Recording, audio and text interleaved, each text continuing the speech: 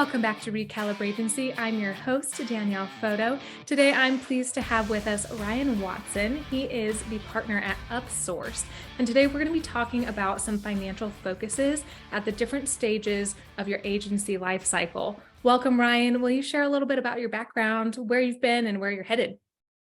For sure. First of all, thanks for having me. I am very excited to be here. And second, yeah, of course. So Ryan Watson, partner at Upsourced. Again, if I would only describe Upsourced in 5 words, I'd say we're an accounting firm for creative agencies. I think accounting firm is a little bit of a misnomer in some ways. And I say that because we work somewhat differently than most accounting firms. Instead of like concentrating on the core compliance stuff, we focus on CFO services. So we work with agencies to build operational machinery to get data, non-financial and financial, that we can make decisions with. And then we sit side by side with our agency leaders as their CFO, helping to interpret that data and make those decisions. We've been around for the better part of a decade. We've got a couple of offices, a couple dozen people, and we work with just over 100 creative agencies sort of throughout the country. So that's where we are. Prior to my role here, I was the CFO, COO of an influencer marketing agency. We were a team of about 50, had climbed to revenue just over 10 million in annual revenue before we sold to a company called Quotient Technology, a public company in that space. Prior to that, I had started my career as a standard CPA at Deloitte before we left to build the early parts of Upsourced. Very cool. Very cool. And you're probably glad you got out of the world of being a CPA, huh?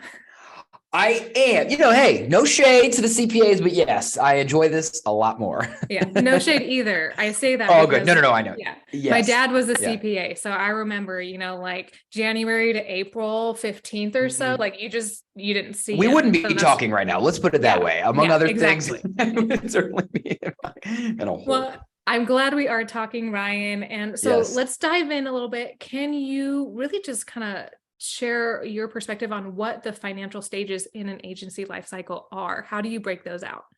Yeah. Great question. Because this is a thing that's been really top of mind for us lately. I mean, I think like in general, the world of finance, particularly the agency space, loves to talk about like, hey, what are the KPIs we should think about for an agency? And I think that kind of jumps a step, which is, look, first of all, where are you? And we should think about, and like, it's my belief that while there may be 10 or 15 KPIs that are often applied to agencies, there's probably only like 1 to 3 that really matter. And those matter based on the stage that you are in your journey. And so we've recently put a lot of effort into thinking about each stage and what are the unique problems and opportunities and things that are needed to get to the next stage. So anyways, we think about it in 4. So the first stage is what we call the creating your agency stage. I'll put like rough goalposts to sort of decide, what defines one of these stages, but obviously it's rough. So I'd say 0 to 1 million in revenue roughly defines the kind of creating the agency phase. This is like, I am the owner, or I'm one of a couple of partners. We're going to put this thing on our back and we're going to will this thing into existence. The effort is mostly sales and defining, what is our unique offering, and basically nothing else matters. Right. And so then you get to the first inflection point, call it $1 million in revenue, give or take. And that's where we would define that as the building your agency phase, right? So you got here, hooray, it exists. But now it's the effort is about like, how do we build a sustainable agency that is generating profit at the project level as well as the net level, and is eventually generating repeatable sales, right? So that's kind of what defines that building your agency phase. At about 3 million in revenue, that's kind of the next inflection point that we would call growing your agency. At this point, like, hey, you've got a real thing. It's a going concern. It exists. You've got a repeatable revenue motion. But at 3 million, things, like in our experience anyways, start to break. Like it gets harder. You as an owner or your partnership, your ability to like put your arms around all the problems and the processes is now sort of impossible. And you need to rely on a next level of leadership that you can delegate ownership and autonomy to. And so that's the next stage. The growing your agency stage is all about identifying, empowering, incentivizing, and building the systems that they can run. And then the final stage, call it 8 million, call it 10 million, whatever it is the point at which you're now like a big agency, and you have to make the clear decision on whether you want to be a really big agency. And that is what we call scaling your agency. many of our clients do not have interest in reaching that stage. That's not what they started their business for, and that's totally okay. But some have that's a very clear decision. Do I want a really big agency? So anyways, those are the 4 stages, and how we think about how to help each agency is very contextual based on where they are. Yeah, absolutely. So start, build, grow, scale. Those are the 4 phases, Perfect. right? Those are the phases. Awesome. So what would you say? Let's break that out. Let's break out into each 4. Yeah. What would you define as the top 3 financial focuses, maybe those primary KPIs in each of those 4 phases for an agency owner to look at as they're evaluating the viability of their business model and what they need to be doing and their overall agency health? Awesome. So I'll start with the creating. So we think about KPIs in a sort of hierarchy of needs framework, right? So what I mean by that is you cannot think about the next level in the hierarchy of needs until you have satisfied the prior hierarchy of needs. You can't worry about self-actualization until you have shelter, right? It's the same thing with KPIs. And so we like to think about these sort of 5 areas, the 5 hierarchy of needs, kind of in this way. So the first being solvency. Do you have enough money, AR, to be able to make payroll next week or the next month, right? Do you have enough funds to exceed more than a month of runway, yes or no? If not, net profit margin doesn't matter. Cadillac problem. We're not talking about that right now. We're just trying to keep the doors open. So are you solvent? If you're solvent, great. The next question is, are you profitable on a project level? Is your gross margin at or above the target we would set? 50% is kind of the low watermark. And if not, fine, we're going to focus there before we bother with any of the other things. Third, okay, if we're sort of unit economically positive, we have a solid gross margin, we're going to talk about cash reserves. Do I have adequate cash reserves to endure the sort of ebbs and flows endemic to project-based cash flow? Fourth, net profit margin. Am I profitable after operating expenses? And the fifth being, can I generate repeatable revenue? Do I have a predictable growth rate? Do I have a machinery that can generate, again, repeatable, predictable revenue? So those are the kind of 5 buckets. And we'll look at specific KPIs in each one. But all of that to say, that's how we think about basically the first 2 phases. So if you're in the create your agency phase, 0 to 1 million, again, you're often not going to have a great gross margin necessarily. Your whole focus is like, I just need this thing to exist. I'm going to have some concentration risk, but I'm just willing this thing to the 1 million. And then, as you make your way through that second phase, which is building the agency on the path to, let's call it 3 million, really the whole trick to that phase is working your way through the hierarchy of needs. You can't really exit the building your agency until you've reached the pinnacle, I've generated repeatable revenue. Once you're there, then we can start thinking about other things. But again, all that to say, those are the areas of KPIs that we look at relative to the first 2 buckets. And by the way, we could swoop back through and talk about anything, but the growing your agency phase, that third, that like 3 to 10, 3 to 8 million in revenue, that's not necessarily as much about introducing brand new KPIs. It's more about disaggregating KPIs, like the profitability metrics, like gross margin. It's about disaggregating them at the product level or the departmental level in a way that empowers those deputies of leaders to drive the business the direction you want and make the right decisions, right? So it's giving more visibility and ownership to the specific elements of the P&L that those leaders can control. That's what that thing is all about. And then, of course, the scaling is less about new KPIs and more about adding specific skill sets to achieve whatever that goal you want post 10 million, whether it's inorganic growth through acquisition or it's being acquired, whatever that looks like. So anyway, that's how we think about evaluating finances through those. Well, and I like that you position a lot of the profitability metrics in that stage 3, stage 4, because a lot of agencies will look at AGI per FTE, so annual gross income per full-time employee, and really use that as a defining number to some degree to help them know, like, do I have too many employees? Are we getting enough work in? So where does that measure fit in the context of these 4 stages? Yeah. So, revenue per AGI per FTE. That's going to fall within the hierarchy of needs, right? Like we're going to look at that. That is a different way to think about project margin, right? So like our preferred, so let's say we're in hierarchy of needs number 2, are you profitable on a project level? Are you generating gross margin, right? There's a few ways for us to think about, to your point, am I generating enough revenue on a per head basis? What we often look at is 2 things. So I would tell you, if you have a gross profit problem, you have a gross margin problem, you have one of 2 problems. One problem is you have a utilization problem. You have people that are service people that are not doing enough service work, right? You're paying for people to do work that there isn't any work to do. So you either have a utilization problem or you have a rate per hour problem. You have people doing work. You're just not earning enough money on the work that they're doing. AGI per FTE is another way to make that same assessment. And again, I would say that like in order for you to move past the building your agency phase, you've got to nail that metric. Now, just because you're in the growing or scaling doesn't mean like you completely ignore these KPIs. It just means you have figured a way to get to an acceptable threshold. But look, things will change. You'll add on new service offerings. You'll add new employees. So you might have a KPI that would degrade over time. You have to keep an eye on. But the point is, you really have to dial in on that metric alongside the other gross margin metrics before you have an agency that you can grow. Does that make sense? Absolutely. And thank you so much for sharing all of that.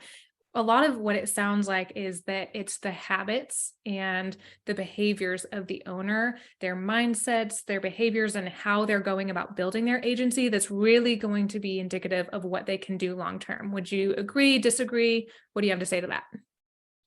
I would agree. Yeah, I mean, yes, I definitely agree. I mean, I think that habits are the sort of like second cousin of process, right? Like, so or maybe they're first cousins, maybe they're brothers. I'm not sure. There's a relation there. And so the point is, yeah, like, we talk a lot about project profitability, right? Like that's a core way for us to sort of diagnose whether we're going to have a gross margin problem or not, right? And getting to project profitability is trivially easy if you have the data you need in order to measure it, right? Like I have the revenue on a project level, I have the hours per employee on a project level, I have the out-of-pocket costs that I would associate with that, and I've got the period that these things happen.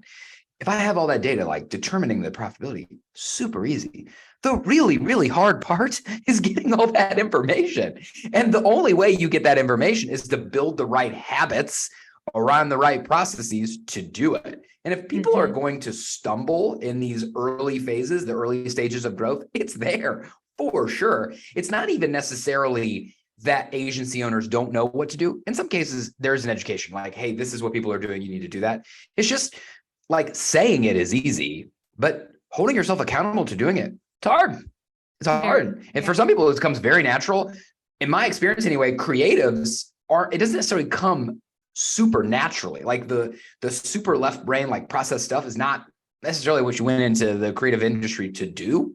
Right. And so a lot of them try to avoid it actually, if they can. No question. Yeah. I mean, it's funny that you say that because I would say like so much of the work that we do is about like just shining a light, like just a pinpoint light with focus on like the one thing, right? Because it's just the natural reaction is to focus on all the things that you don't need to do, because the thing you need to do stinks. It's hard.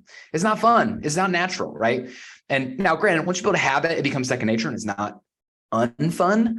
But yeah, it takes work. It does. It does. So what would you recommend to creatives who own an agency and are really struggling to build those healthy financial habits? What would you recommend that they start doing? Great question.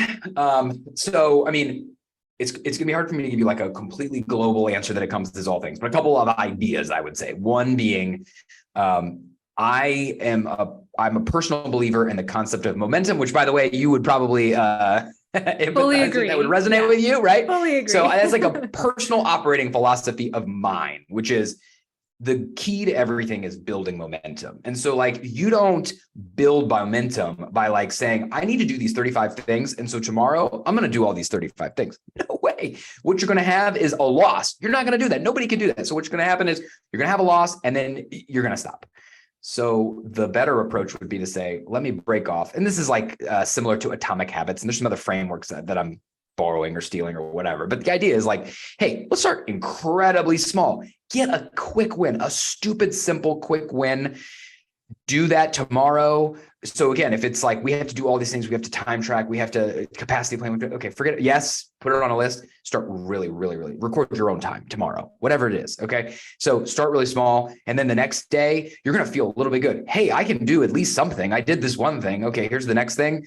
Okay, great. Now, and again, you're just trying to move downhill. And that's the hardest part. Like getting yourself rolling downhill is the hardest part. But once you go and you feel like, no, this is a thing I do. I'm this person. I'm a person who does these things. It just becomes easier to stack things on top of one another. So again, I'm about taking it, bringing it to really small levels and building some positive momentum.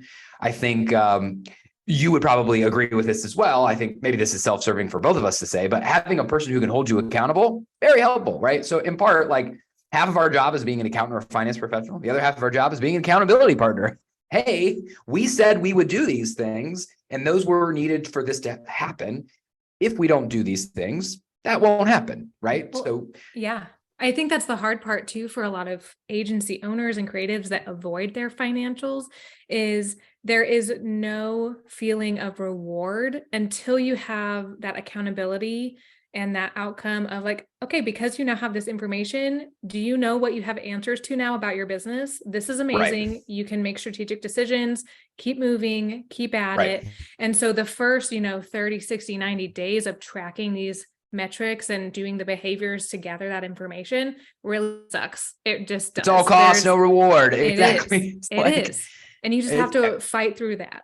It's like anybody who's ever tried to like start a new workout regimen or go on a diet, like you don't get results very quickly. It's awful. I personally have gone through that and it's very demotivating, which is in part why, I talk about these stages that we have and the hierarchy of needs. And I don't want to be like a framework guy just for the sake of doing it. The reason that we have the hierarchy of needs is not just to have like a thing that's cool to say, but it's to try to build some momentum. Like if you're an agency that is not solvent, it's really demotivating to be like, I'm not solvent. I don't have good gross margin. My operating profit's terrible. Like I certainly don't have repeatable revenue. Like, oh no, so the whole point of that is to say, sure.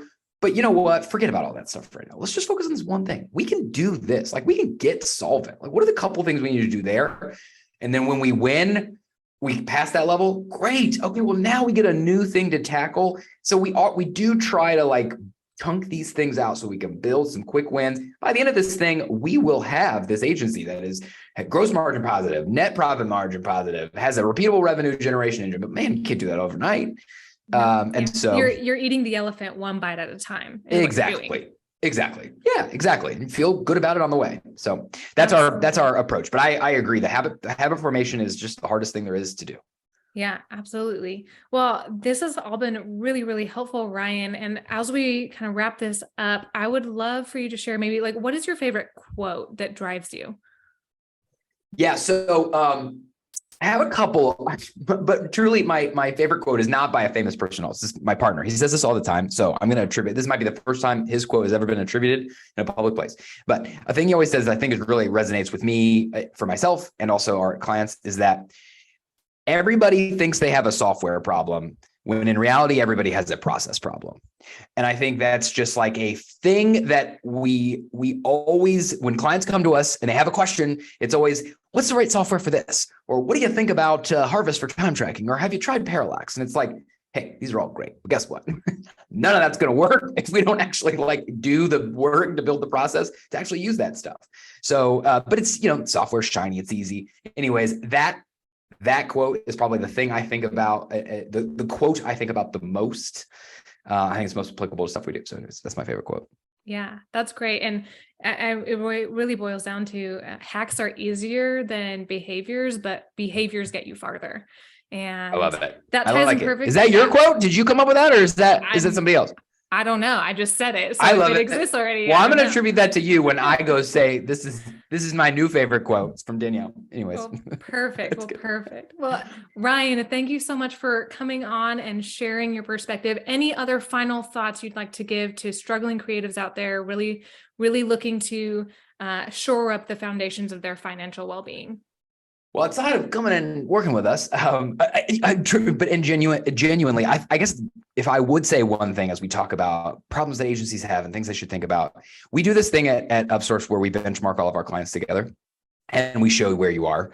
And the thing that you should know is if you're feeling like your gross margin isn't where it should be, or your profits are not where it should be, and you're feeling bad about that, like, oh, the world's all doing it. I read these thresholds, these benchmarks, and I'm just not there. You are in good company. You are in good company. That doesn't mean there's not opportunity for improvement and we can get there, but don't feel like you're a loser because you're not able to do this benchmark for that KPI or whatever. Business is hard. Most people struggle a lot for it. The results are achievable, but don't feel like everybody has achieved this thing that you can't. You're in good company.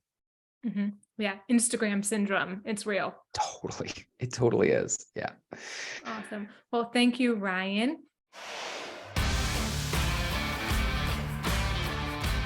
I really liked about Ryan's, he calls it a kind of framework, is that it takes the situational aspects of your agency path and breaks it down into manageable sizes and has different indicators for each as you are on that pathway. So you need to remember there are different things to look at about your financial health as an agency when you are starting an agency, when you are building an agency, when you are growing an agency, and then when you are scaling an agency, if you choose to do that.